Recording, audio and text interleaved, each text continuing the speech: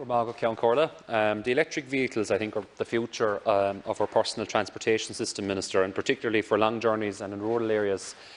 We do need to have more of a discussion around how we put the infrastructure that we require to sustain that type of a transport system in place. I would hope the Minister might give the House here some guidance as to what steps his department are taking to fulfil some of those actions that are required. Thank you. Deputy O'Connor, the Government is fully committed to supporting a significant expansion and modernisation of the electric vehicle charging network over the coming years. We have committed €10 million from the Climate Action Fund to promote the charging network, and this has leveraged a further €10 million investment from ESB. This intervention will result in 90 additional high-power chargers, each capable of charging 2 vehicles, 52 additional fast chargers, which may replace existing standard chargers, and 264 replacement standard chargers with more modern technology, with each consisting of 2 charge points. Since the delivery stage of the project commenced in October 2019, 4 multi-charger sites have been delivered, 1 each on motorways in Galway, Kildare, Laois and Meath. The programme to upgrade 50 standard chargers to fast chargers has already commenced, with 13 installations now in place. In addition, 159 standard chargers, each with 2 charge points, have been replaced, bringing the total number of those chargers now to 318. My department also provides support to the SEAI Public Charge Point Scheme. This scheme provides funding to local authorities for the development of on-street public chargers. The primary focus of this scheme is to provide support for the installation of infrastructure which will facilitate owners of EVs who do not have access to a private parking space but rely on parking their vehicles on the public streets to charge their EVs near their homes. A total of 75% of the capital cost is provided through a grant, up to a maximum of €5,000 per charging point. My department will continue to support this scheme through the grants provided by the SEAI, and in parallel is also developing a charging infrastructure strategy in line with the programme for government.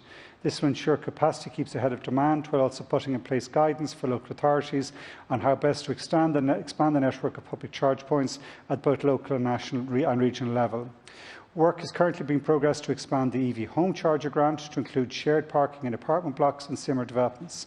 However, there are a number of complex planning and legal issues to address before we can expand the grant in an appropriate manner, so as to include the required categories of shared parking.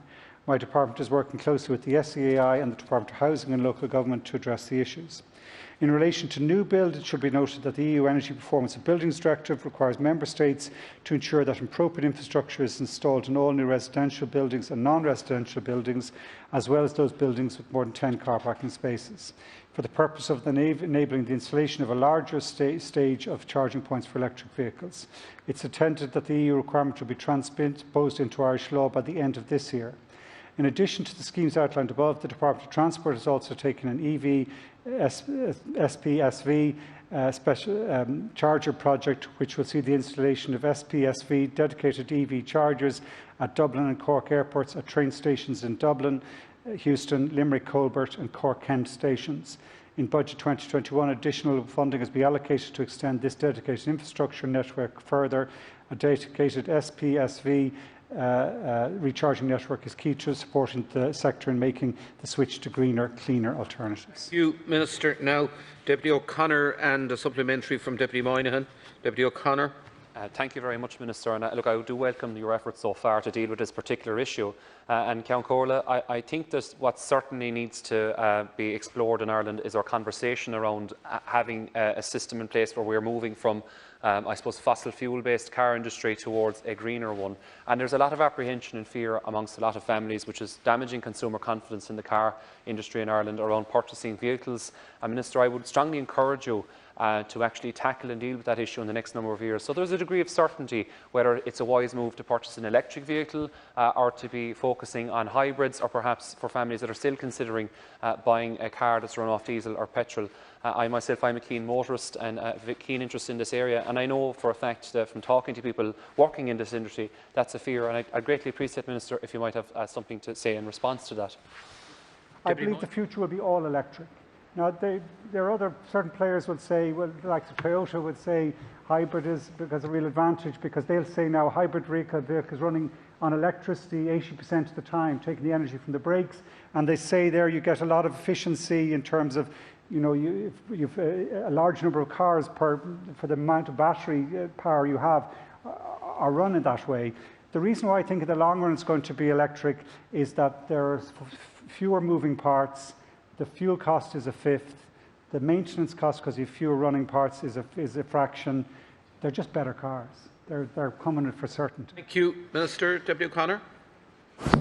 Look, I want to thank the Minister for his response to that, but I just want to, I suppose, reiterate to a certain extent, Count Corla, that there's a lot of fear there amongst families that are purchasing a vehicle. It's a very expensive thing to do. In my own constituency, it's a very rural-based constituency where there is no option for public transport, and people do need to buy cars to a certain extent every few years, and depending what mileage you're doing, so on and so forth. But I do feel there's a kind of a lack of clarity around purchasing vehicles at the moment and what the transition was going to be like when we are moving towards that electric-based system. And I agree with you, Minister, that it is the future. We are seeing significant investment as a country in green technology, in green transport. Even, Minister, you know yourself, there's a very significant investment by your department in Youghal and Middleton recently with the new greenway system, which is very welcome indeed. It's coming in at 10 million, Count Corla. So I think a strategy would be welcome. It would be a prudent move from you, Minister, and it certainly would quell a lot of fears that consumers and families out there have around this particular problem. Good. I mentioned about the distribution grid and how you'll actually, particularly when we're using heat pumps as well as electric vehicles, it's probably the biggest engineering technical challenge is how do we do this in an urban area.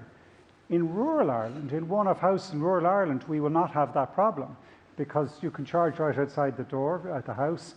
You can manage probably both the heat pump and the EV, and you could probably even, there'll be new home energy management systems coming in which will turn one on, one off, and get power going backwards and forwards. So actually, for rural Ireland, particularly with the range of these vehicles improving, particularly in rural Ireland where we have such access to renewable wind power in many parts of the country, this is actually going to be probably rural solution first.